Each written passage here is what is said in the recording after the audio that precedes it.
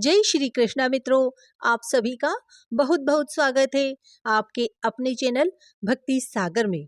हम पहले श्रावण महात्म्य के 18 अध्यायों का श्रवण कर चुके हैं। आज हम श्रावण महात्म्य 19वें अध्याय का श्रवण करेंगे। श्रावण मास की दोनों पक्षों की एकादशियों के व्रत का वर्णन तथा विष्णु पवित्रारोपण विधि।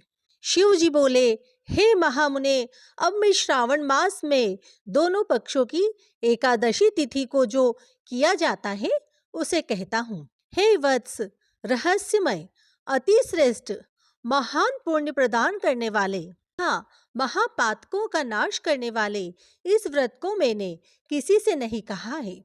यह एकादशी व्रत श्रवण मात्र से मनुष्यों को वांछित फल प्रदान करने वाला, पापों का नाश करने वाला, सभी व्रतों में श्रेष्ठ तथा शुभ है। इसे मैं आपसे कहूंगा, आप एकाग्रचित होकर सुनिए।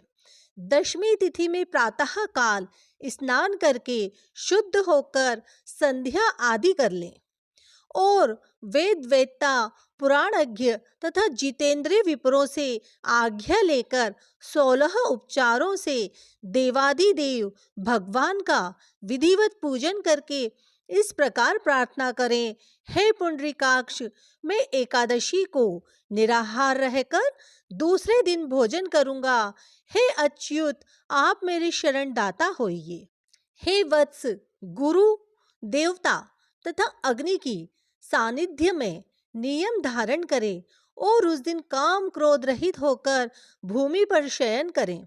उसके बाद प्रातः काल होने पर भगवान केशव में मन को लगाएं। भूख लगने पर प्रस्खलन, गिरना, ठोकर आदि लगना के समय श्रीधर इस शब्द का उच्चारण करें।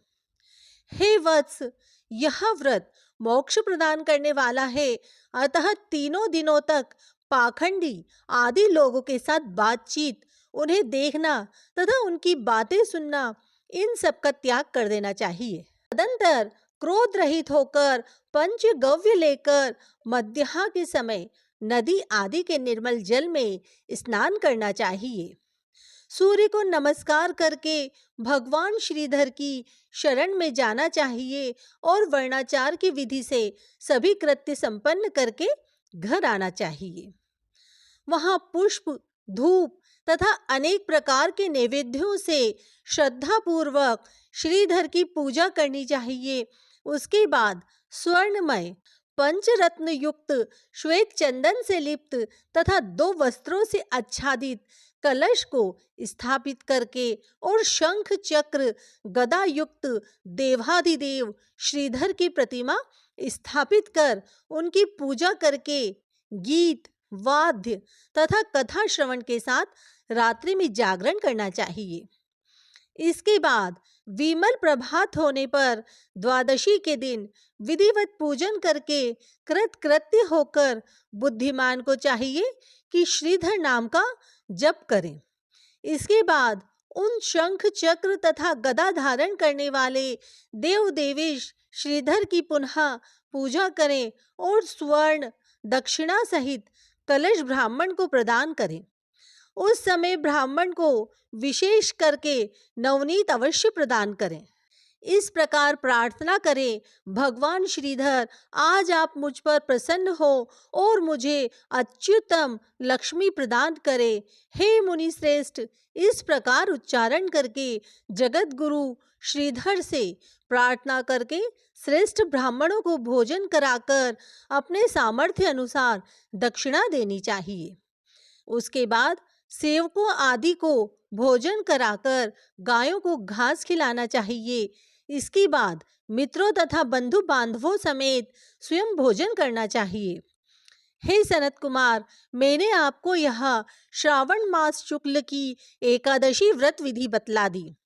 इस प्रकार कृष्ण पक्ष की एकादशी में भी करना चाहिए। दोनों व्रतों में अनुष्ठान समान है, केवल देवताओं के नाम में भेद है। जनार्दन, मुझ पर प्रसन्न हो, यह वाक्य बोलना चाहिए।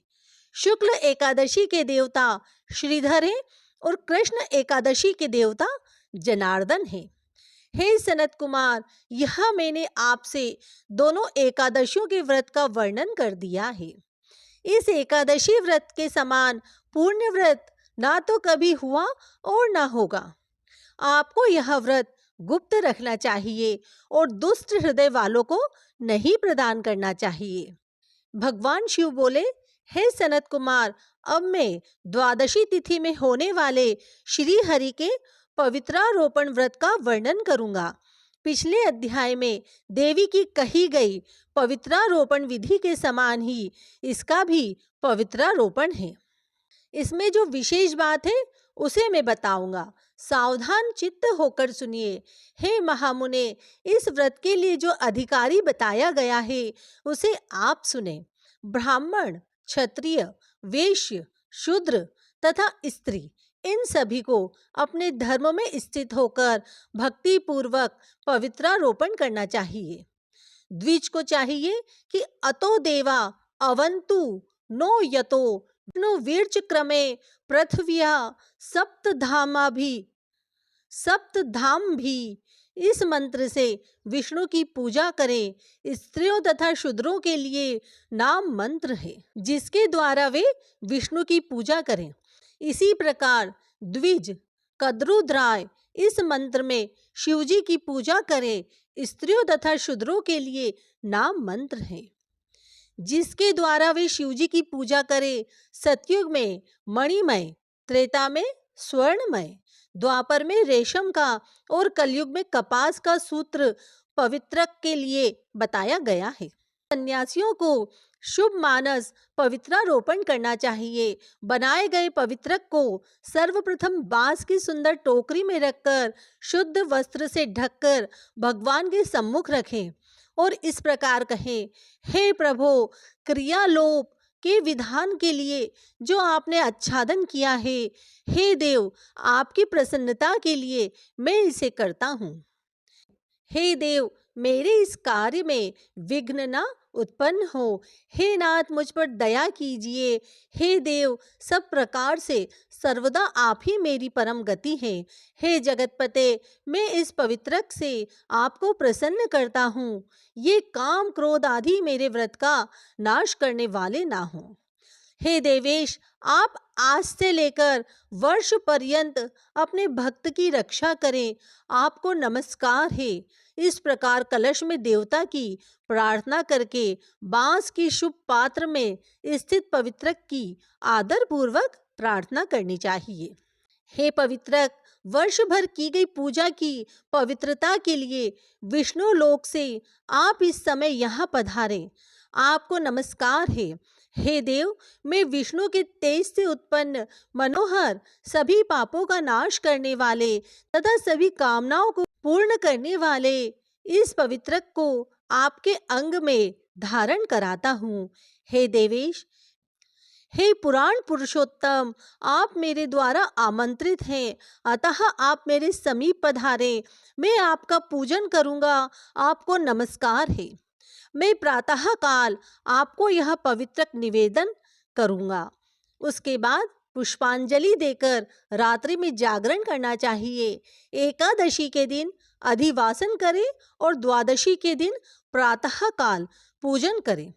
पुनः हाथ में गंध, दुर्वा तथा अक्षत के साथ पवित्रक लेकर ऐसा कहें, हे देव देव, आपको नमस्कार है। वर्ष पर्यंत की गई पूजा का फल देने वाले इस पवित्रक को पवित्रीकरण हेतु आप ग्रहण कीजिए। मैंने जो भी दुष्कृत किया है उसके लिए आप मुझे आज पवित्र कीजिए। हे देव, हे सुरेश्वर, आपके अनुग्रह से मैं शुद्ध हो जाऊं। इस प्रकार मूल मंत्र से संपुटित इन मंत्रों के द्वारा पवित्रक अर्पण करें।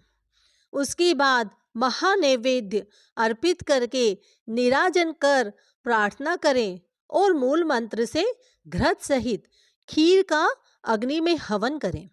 इसके बाद इसी मंत्र से पवित्रक का विसर्जन करके इस प्रकार बोले, हे पवित्रक, वर्ष भर की गई मेरी शुभ पूजा को पूर्ण करके अब आप विसर्जित होकर विष्णु लोक को प्रस्थान करें। इसके बाद पवित्रक को उतारकर ब्राह्मण को प्रदान कर दें अथवा जल में विसर्जित कर दें। हे वत्स, मैंने आपसे श्री हरि के इस पवित्रारोपण का वर्णन कर दिया है। इसे करने वाला इस लोक में सुख भोग कर अंत में बैकुंठ को प्राप्त करता है।